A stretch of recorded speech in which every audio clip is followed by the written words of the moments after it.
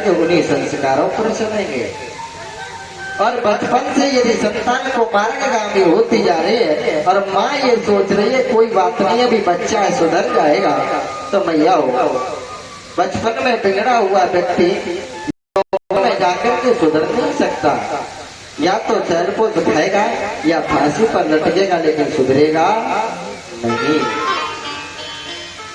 इसलिए जब से माँ गर्भ धारण करे उसी दिन से ब्रह्मचार्य का पालन करे, चारपाई का त्याग करे, जमीन पर शयन करे, सुंदर चित्रों को देखे, सुंदर भोजन करे, सुंदर आचरण करे, सत्संग भागवत इत्यादि मांगलिक कार्यक्रमों में जाए यदि भक्त पैदा करने तो।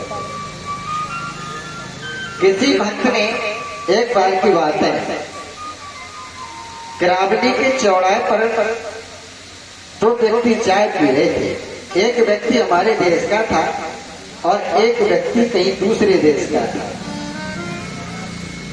दूसरे देश के व्यक्ति ने हमारे देश के व्यक्ति से पूछा, बोले भैया एक बात ये बताओ कि तुम्हारी देश की नारियों में, तुम्हारे देश की माताओं के पास में ऐसी कौन सी शक्ति है जिसकी वजह से उन माताओं की कोख से बड़े बड़े वीर बहादुर और जहाँ तक कि स्वयं भगवान उनकी कोख में आए हैं,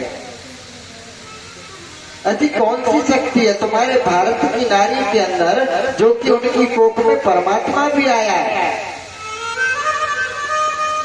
हमारे देश के व्यक्ति ने जवाब दिया, बोला भैया तेरे देश की नारी में और मेरे देश की नारी में कोई ज्यादा अंतर नहीं है, थोड़ा सा है। बोले क्या? बोले देख भैया तू जिस मिट्टी की जिस कांच की प्याली में चाय पी रहा है ना, तेरे देश की नारी कांच की प्याली के समान है और मैं मिट्टी के गिलास में चाय पी रहा हूँ, तो मेरे देश की नारी मिट्टी के गिलास जैसी है। मिट्टी की प्याली है मेरे देश की नारी और तेरे देश की नारी कांच की प्याली है, केवल इतना अंतर है। बोले समझ में नहीं आया, कांच की मिट्टी की प्याली? बोले हाँ। बोले देख भैया तू जैसे कांच की प्याली में चाय पी रहा है ना, ये कांच की प्याली तेरे होठों से लगी हुई है, थोड़ी देर बाद में दूसरा व्यक्ति आएगा, ये कांच की प्याली उसके होठों से लगेगी, फिर तीसरा आएगा उसके होठों से लगेगी, यानी दिन भर ना जाने कितने के होठों से लगेगी ये कांच की प्याली। लेकिन मेरी जो मिट्टी की प्याली है एक बार जिसके होठ से लग जाती है, नष्ट हो जाती है, टूट जाती है, बिखर जाती है, लेकिन दूसरे के होठों से नहीं लगती। बस यही अंतर है मेरे देश की नारी में। मेरे देश की नारी जिसके साथ में माता पिता सौंप देते, जिसके हाथों में बांध देते हैं, उसी के साथ चली जाती है, अपने चरित्र का पालन करती है, पतिव्रत धर्म का पालन करती है। तब मेरे देश की नारियों के गर्भ से वीर भक्त पैदा हुए। तो जीवन में भैया यही याद रहे, अगर संतान पैदा करनी है तो ऐसी संतानों को जन्म दो जो तुम्हारा नाम यश कीर्ति पूरे विश्व में फैला दे। ऐसी संतानों को जन्म मत देना जो तुम्हारी कोख को बदनाम करे, तुम्हारे परिवार को, कुल खानदान को बदनाम करे। सुखदेव स्वामी कहते राजन परीक्षित हो, आज द्रौपदी महाराज प्रभु के धाम को चले जाते हैं। इसी वंश में आगे चल करके अनन्य भक्त हुए, लेकिन जो मनु महाराज का पांचवी बालक थी, पांचवी संतान थी, जिसका नाम था प्रियव्रत। अब मैं तुम्हें उसकी कथा श्रवण कराता हूं। प्रिय माने अच्छा और व्रत माने प्रतिज्ञा। जो मानव जीवन में सुंदर प्रतिज्ञा करता है कि आज के बाद में किसी को गाली नहीं दूंगा, या आज के बाद में दारू नहीं पीऊंगा, या आज के बाद मैं संत का अपमान नहीं करूंगा, या आज के बाद में किसी अतिथि का अपमान नहीं करूंगा। ऐसी सुंदर प्रतिज्ञा जो जीव जो मानव कर लेता है उसी मानव को प्रिय व्रत कहते हैं। प्रिय व्रत राजा पूरी पृथ्वी के साम्राज्य के राजा बने और इन्हीं के यहाँ ऋषभदेव नाम के पुत्र पैदा हुए। सुखदेव स्वामी कहते हैं कि राजन परीक्षित ऋषभदेव जी के 100 पुत्र पैदा हुए। 100 पुत्र थे ऋषभदेव को। पूरी पृथ्वी के सम्राट हैं राजा ऋषभ। लेकिन माता पिता का कर्तव्य है, बाप का कर्तव्य है कमाई करें, फैक्ट्री में जाए, खेतों में कमाई करें, लेकिन सब कमाई के साथ साथ पिता को चाहिए कि हफ्ते में एक दिन अपनी संतान के लिए निकालना चाहिए। हफ्ता में एक दिन बच्चों के लिए भी निकालना चाहिए। बच्चों से पूछना चाहिए कि पढ़ने के लिए जाते हो, आज तक तुमने क्या सीखा, क्या पढ़ रहे हो। बच्चों पर दृष्टि डालें कि बच्चे पढ़ने के लिए जा रहे हैं, कुछ पढ़ रहे हैं या नहीं। पिता का कर्तव्य है। लेकिन आज के पिता ऐसा सब कुछ नहीं करते। आज के पिताओं को तो यही होश नहीं है कि मेरे बच्चे आखिर कौन सी क्लास में पढ़ रहे हैं, क्योंकि वो तो केवल जैसा तैसा कैसा, लेकिन पैसा, केवल पैसे की भूख है। लेकिन याद रखना प्यारे, क्या होगा ऐसे पैसे का जिस पैसे के कमाने के चक्कर में पत्नी और बच्चे हाथ से निकल जाएगा। क्या होगा ऐसी संपत्ति का जो पैसे के चक्कर में बच्चे और पत्नी हाथ से निकल जाए, कुकर्मी हो जाए, आताताई हो जाए। बाप को चाहिए कि हफ्ते में एक दिन संतान का परीक्षण करना चाहिए, परीक्षा लेनी चाहिए कि पढ़ने जा रहा है, कुछ पढ़ रहा है कि नहीं पढ़ रहा है।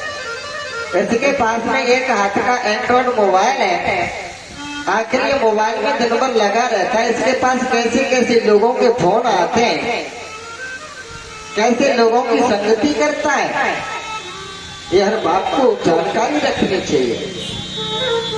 लेकिन नहीं, आज ऐसा कोई नहीं करता। आज ऋषभदेव ने यही काम किया कि बच्चों को अपने पास बुलाया और बच्चों से पूछा कि बेटा एक बात बताओ, तुम्हें ये मानव शरीर क्यों मिला है। 100 पुत्रों को बुलाया ऋषभदेव ने, क्योंकि बाप का कर्तव्य है संतान के लिए समय निकालना चाहिए। आज ऋषभदेव ने समय निकाला, 100 पुत्रों को बुलाया और यही पूछा कि बेटा ये बताओ कि मानव शरीर जो तुम्हें मिला है ये क्यों मिला है, आखिर इस मानव शरीर से क्या करना चाहिए। अब तो 100 के 100 पुत्र जवाब देने लगे। बोले पिताजी मानव शरीर जो मिला है, सुबह चारपाई का त्याग करते हैं, शौच इत्यादि क्रियाएं करते हैं, उसके बाद में नाश्ता कर लेते हैं और नाश्ता करने के बाद में इधर उधर ढूंढ लेते हैं, मोबाइल चला लेते हैं। उसके बाद में दिन में कोई काम हो तो कर लेते, नहीं दिन भर चारपाई को तोड़ते या चौराहे पर बैठे रहते, बहन बेटियों को तकते। शाम को लौट करके आते हैं, चाहे 10 बज जाए चाहे 11 आए, और फिर परामट जिए 8-10, रात भर फेसबुक व्हाट्सएप पर लगे रहते हैं और सुबह जगह फिर वही क्रिया चालू। यानी कि ऋषभदेव के पुत्र कह रहे हैं, बोले पिताजी ये जो शरीर मिला है, सुबह जगते हैं, शौच इत्यादि करने के बाद में बाल भोग ले लेते हैं, बाल भोग के बाद में स्नान आदि करके राजपाट के कार्यों को संभालते हैं और राजपाट के कार्यों को संभाल करके दिन में जुआ पत्ता खेल लेते हैं और शाम को फिर भोजन किए और सो जाते हैं। केवल इसीलिए हमें ये मानव चोला मिला है।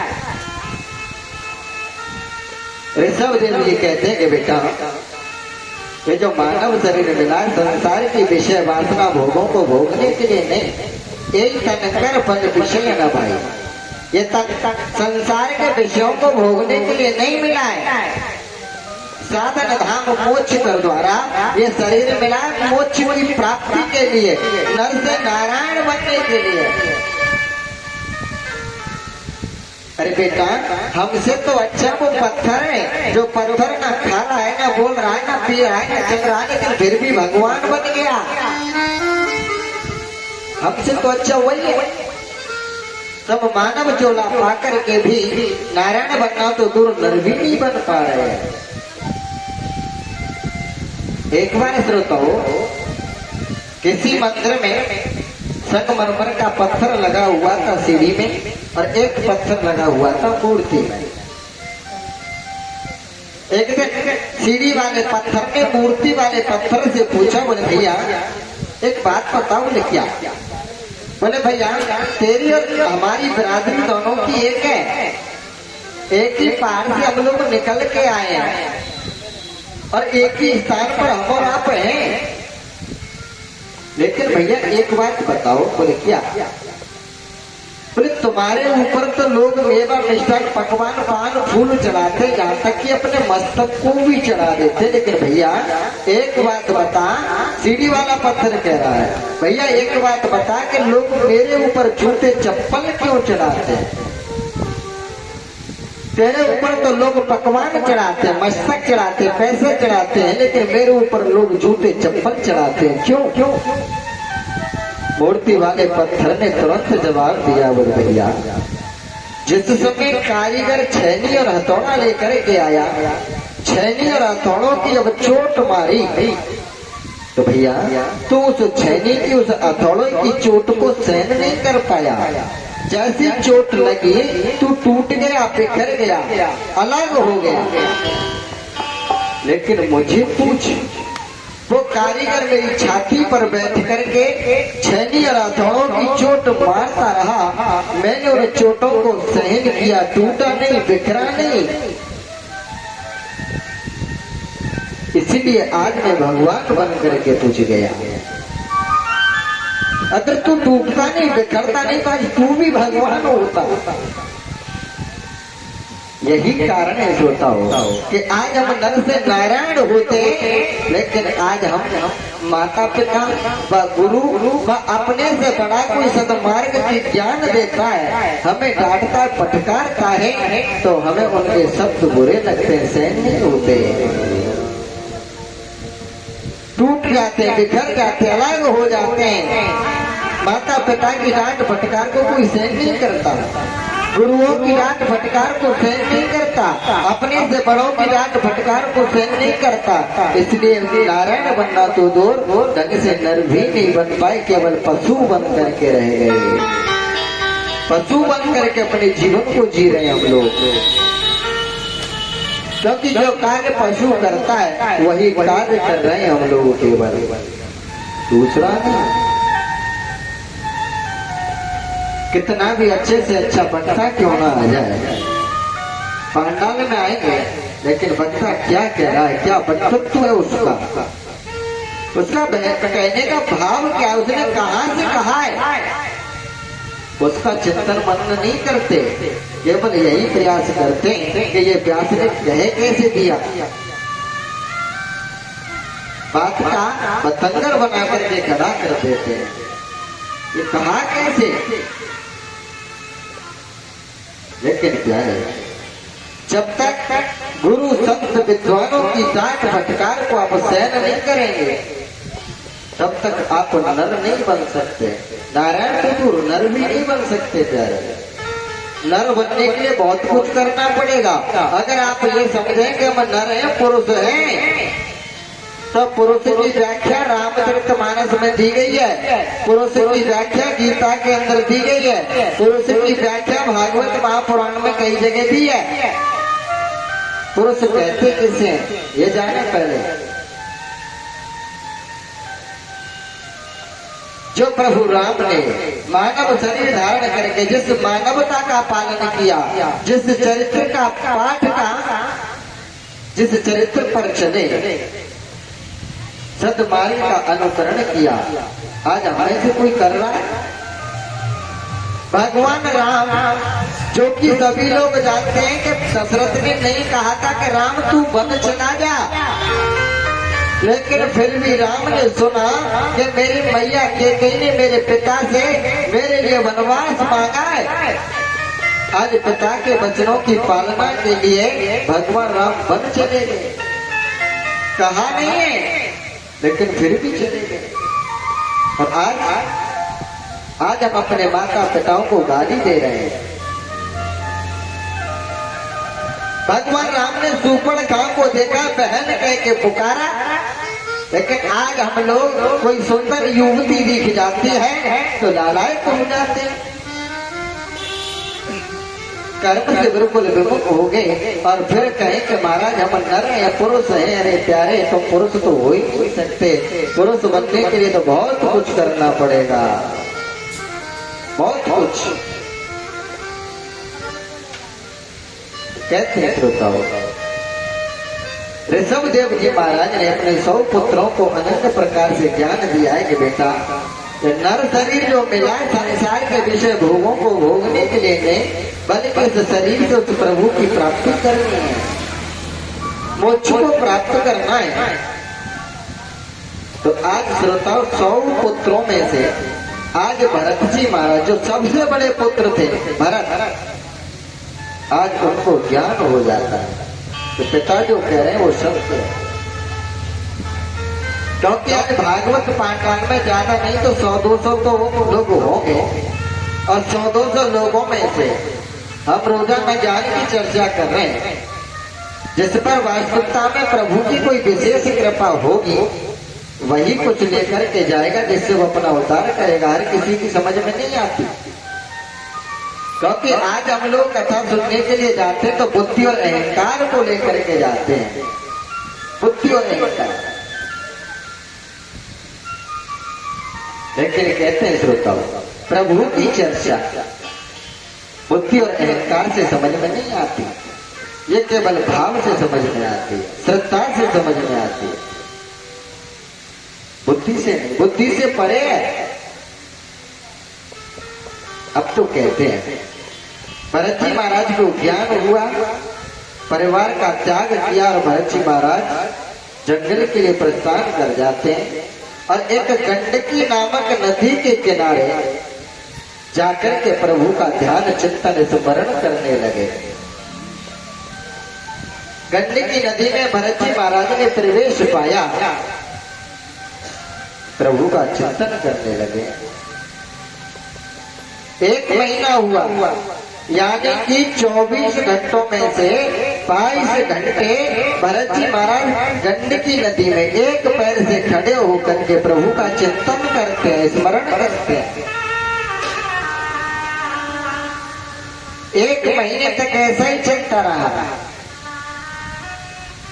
2 महीना हो जाते हैं, अब तो भरत जी महाराज पूरे 24 घंटे केवल एक ही चिंतन में रहते हैं, प्रभु के चिंतन में।